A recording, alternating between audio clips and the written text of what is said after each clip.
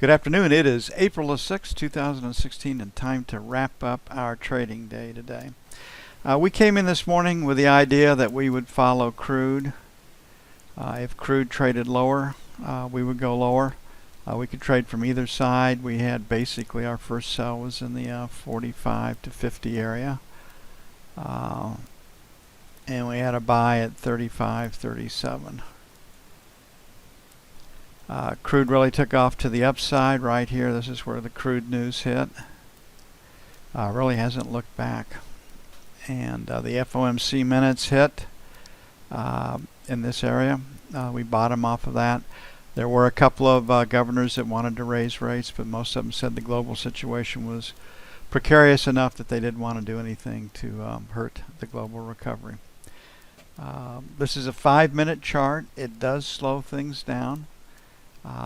We're going to just look at trading with the filter.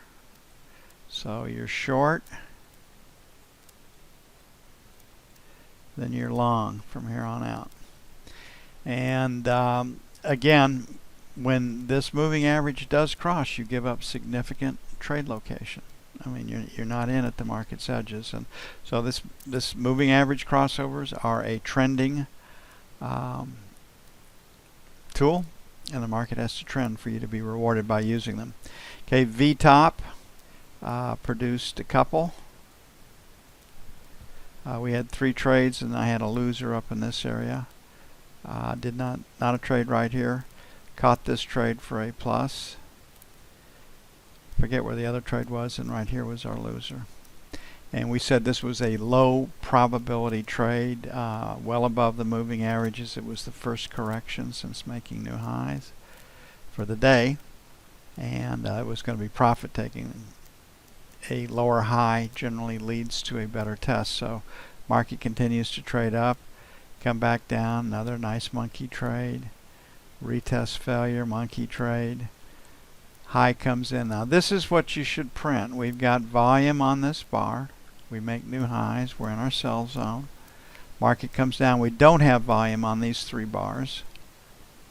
Market corrects. Notice how skinny these bars are. We get our retest failure. When you break that bar's low, that's a good trade. Plus, when you S to retest this low, plus, then the FOMC hits and it's off to the races. And we're still trading up off of that. So the Fed's posture for the market and policy is accommodative. Interest rates are going to stay low. They're not raising them yet. No matter what anybody says, right now they're not raising interest rates, so buy stocks. The key to today's market, and we highlighted it early in the session, was which way does the 50-lot trader go. The 50-lot trader came in short and began to cover his shorts right here, and then from this point on was long. Trade came off the high. We had the high right here, and 50-lot buying. The market makes a new high. We've got divergence in the classical sense. It does give us a good trade. And then right in here in this area, the 50-lot trader starts to go long again. He's long. And while the market does come off a little bit, without the 50-lot trader, you're not going to get a 5 to 10 point move. So the early initial assessment by 35 to 37 held up pretty well. The idea that we would trade with crude held up pretty well. Crude rallies, the S&P rallies, and so that was it in a nutshell. Looking at the F1 screen, higher low, higher high, we can trade it from the long side.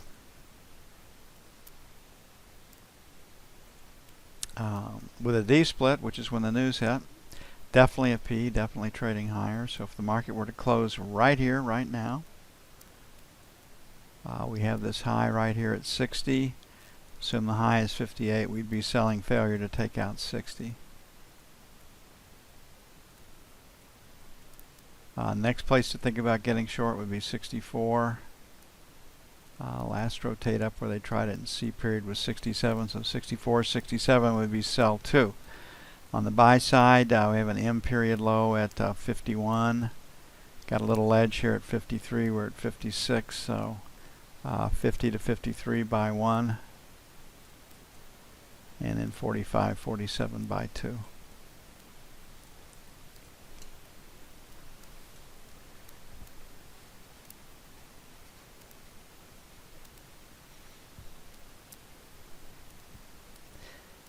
Long as we stay and close above 2030, we can trade higher.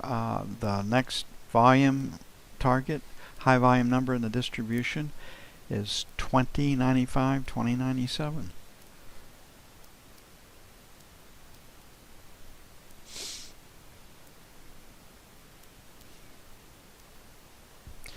Don't know what piece of news it's going to take to get there, but Fed policy is accommodative. You can see, and we know that there's a lot of shorts out there. One of the articles that was put up this week in Zero Hedge says that they were hedging or buttoning up their portfolio with ETFs and maintaining their shorts in current specific stocks. And that's a way that you can do it, just by using ETFs or indexes or futures contracts. Leave your cash portfolio alone. Okay, on the 10-year, where it's an inside day, that's trading range. E-mini trades higher, we're probably going to be lower. Crude oil trades higher, we're probably going to be lower because the E-mini will trade higher.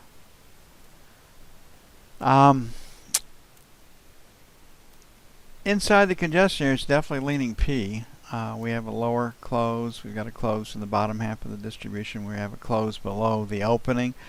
So open, closing basis, mid-range basis, I'll say retest of the low and or lower. Just how strong is the E-mini going to be? So first support is 12 to 16, so our buy is 13 to 17. Then 5 to 9. And we can be a little more aggressive on the buy side than 10-year because of the knob spread. Last rotate up was 23.5, 23.27, sell 1, 31.03, sell 2. Tomorrow's news, jobless claims, plus 272. Natural gas inventories last week it drew 25 BCF. My guess is it'll be pretty close to unchanged. We have like this 3 waves or 3 blasts of cold air coming through, so I think the market will be playing for small draws.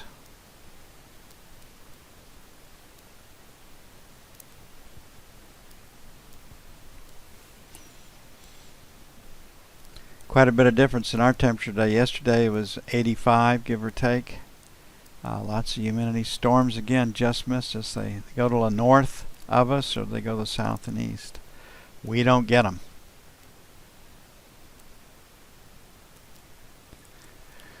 Okay, the knob spread definitely contracted today. We have a move out of the middle and D period. That's when crude rallied. That's when the E-mini rallied. That's when Treasury sold. Last rotate up was 14, so 11 to 15, sell 1. Sorry, Nancy. 23.27, sell 2.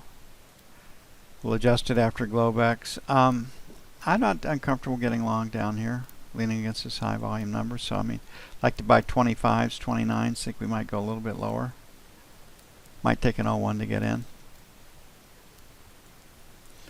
Then 13 to 17 for buy 2.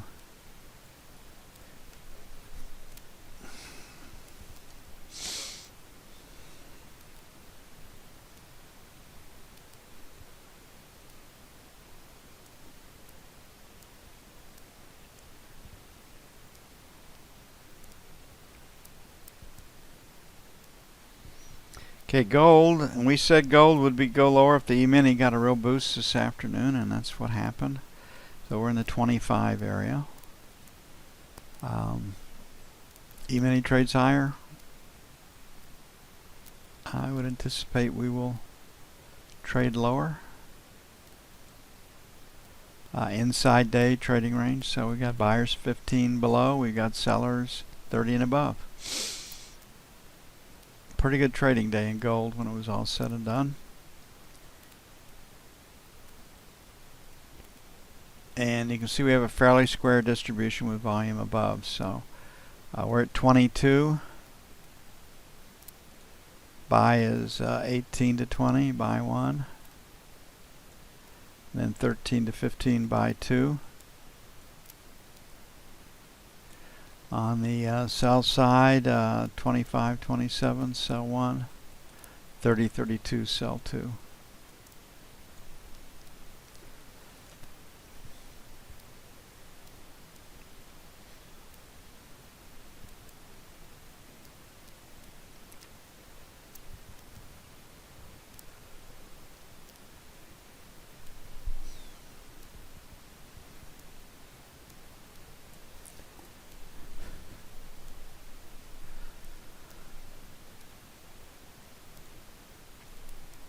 Okay, looking at crude oil, the overnight strength was attributed to the fact that OPEC could get a deal at its April meeting. Who knows?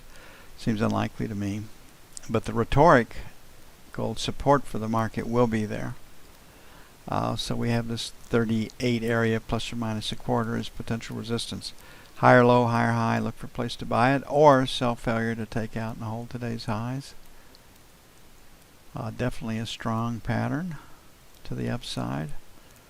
So stops above 38, 38, 38 and a quarter, sell 1. 38.50, 38.75, sell 2. Buy side, the breakout came from 37.25, so 37 even, 37.25 for London, buy 1. And then 36.50, 36.75, buy 2.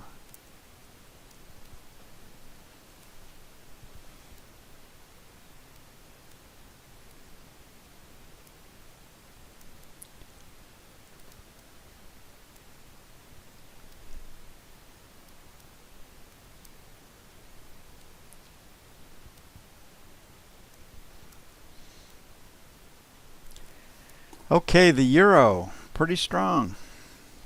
Finally got our 14.50, I believe today, if memory serves me correctly.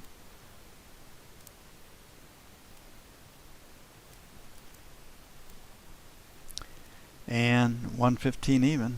Stops above 115.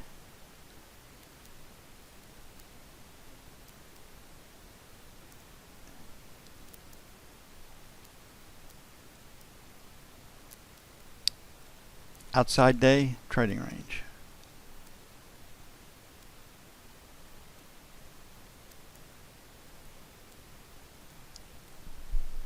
F2 pretty strong P, so we should get a retest of today's highs. So 50, 60, sell 1. 75, sell 2. Allows them to get stops above both these recent highs. On the buy side, 114 even. 14.10, buy 1. 13.75, buy 2. Not much in the way of news tomorrow, just jobless claims looking at 272, so going to be a pretty quiet evening news-wise.